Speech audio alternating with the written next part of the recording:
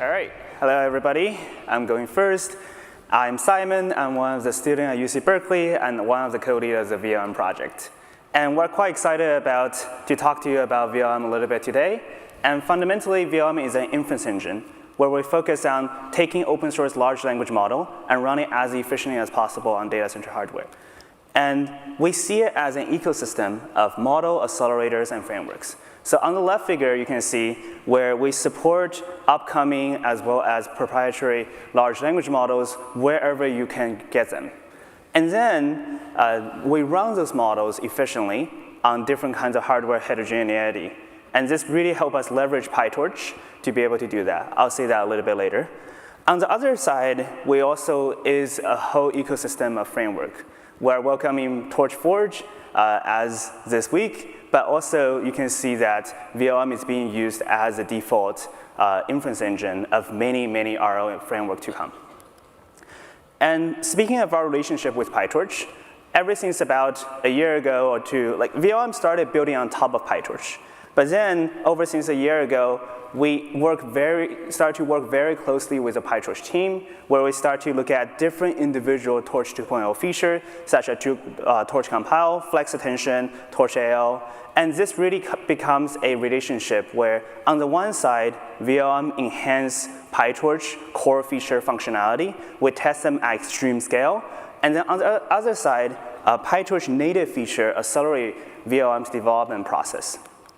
We also joined the PyTorch Foundation, where the foundation gave us a lot of capability and flexibility to focus on partnering with across the ecosystem of the foundation members, as well as funding for CI and benchmark, which are becoming increasingly expensive, as Eli has talked about.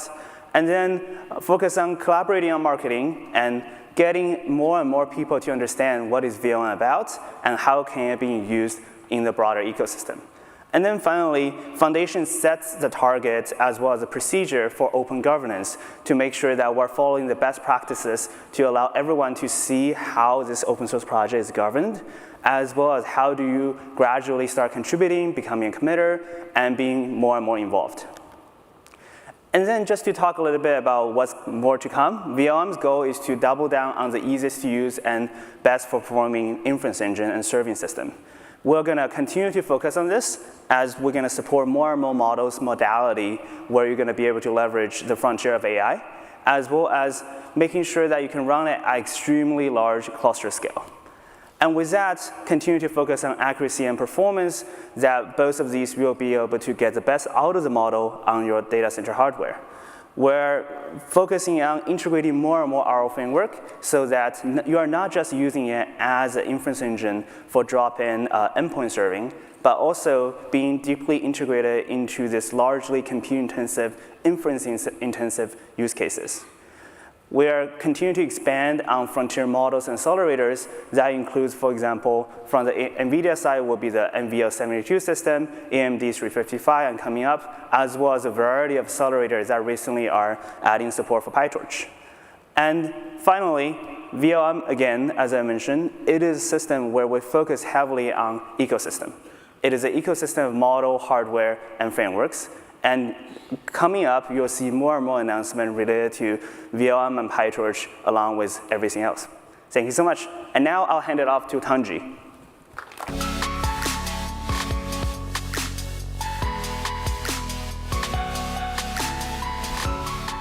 Good morning, everyone.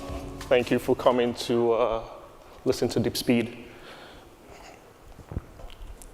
So Deepspeed is an optimization library that basically makes distributed training more efficient, easy to do, and effective.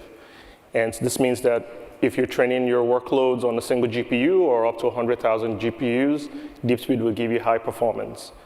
Deepspeed is easy to use. It runs just out of the box. And it provides democratization benefits as well by reducing the costs, the GPU costs of either building or using state-of-the-art AI. And Deepspeed's been part of PyTorch Foundation since early this year. Deepspeed was motivated by the observation that scaling is actually what drives state-of-the-art in deep learning. And so if we look back to 2018, I'm showing here two scaling dimensions. On the y-axis is the model size, and the x-axis is showing you the amount of data for training. We've seen 3 orders of magnitude of scaling on both dimensions. This creates significant systems challenges, which is what we've been focusing on at Deepspeed. The first problem we looked into was what's known as the GPU memory wall. This is what restricted the size of the model you could train to the GPU memory size. And there we created 2 technologies to address this problem. The first was Zero, which partitions the model state across multiple GPUs and offloads to CPU memory or even NVMe as a way to enable you to scale your model arbitrarily. The second dimension was the 3D parallelism, which allows you to combine tensor parallelism and pipeline parallelism for extreme scaling. And so essentially, the GPU memory was no longer a limitation to your ability to scale your model size. And the impact is that since back in 2021, we already had the system capability to enable trillion parameter training. And these techniques have also been adopted by other scaling frameworks that you might be familiar with. So going forward, we've been looking into other scaling challenges, and I'll just talk briefly about some of them. The first one is a system called super offload. This is making offloading efficient for the emerging superchips architecture, which are quite different from the PCIe-based architectures that the traditional offloading was designed for. And so on superchips, on the GH200, for example, super offload is able to hit high efficiency, over 50% of MFU. It's 4 times faster than the traditional offloading techniques, and it allows you to train even longer sequences than than the baseline long sequence solutions. Another offloading technology that we've just recently created is something called ZenFlow. This also attacks the problem of the fact that when you offload your computation, it actually stalls the GPU. So we made some great observations for post-training scenarios that the gradients have particularly unique behaviors that we could leverage, and that's what we've done in ZenFlow. With that, we're able to eliminate the GPU stalls and also achieve about 4 times faster fine-tuning for you.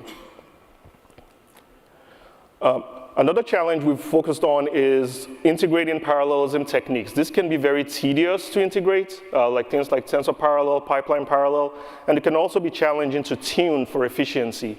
So what we've done here is to adopt compiler techniques to automatically introduce these techniques and tune them for you using things like profile-guided optimizations. And this provides over about 80% speed-ups compared to manual parallelization techniques. Another scaling challenge that is kind of sort of blowing up now is the context window. So looking back to 2018 as well, we see the context window length has increased from less than 1,000 to about 100 million tokens today.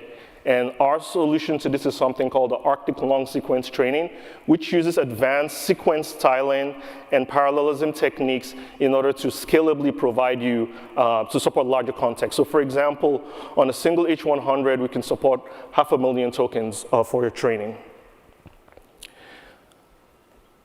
Hardware scaling is another dimension that's scaling, and this usually causes you to have distributed checkpoints. But the problem there is that once you create a distributed checkpoint, you can only resume it on the same hardware configuration. This is a problem, which means because if you have a failure, then your training is stuck, right? And to address this, we've created universal checkpointing, which allows you to resume your distributed checkpoints on any hardware configuration. It can reshape arbitrarily for you. So this is another technology that we have created in collaboration with our partners. And finally, I'll end with I/O is sort of the next sort of frontier for scalability, right?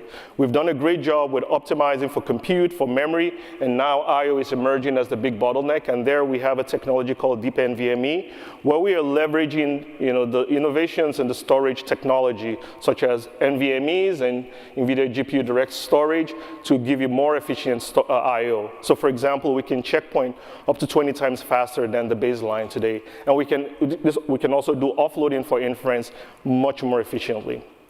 Those are all the technologies I'd like to talk about today. Tomorrow we have a tech session where I could go into more details. I hope to see you there. Thank you.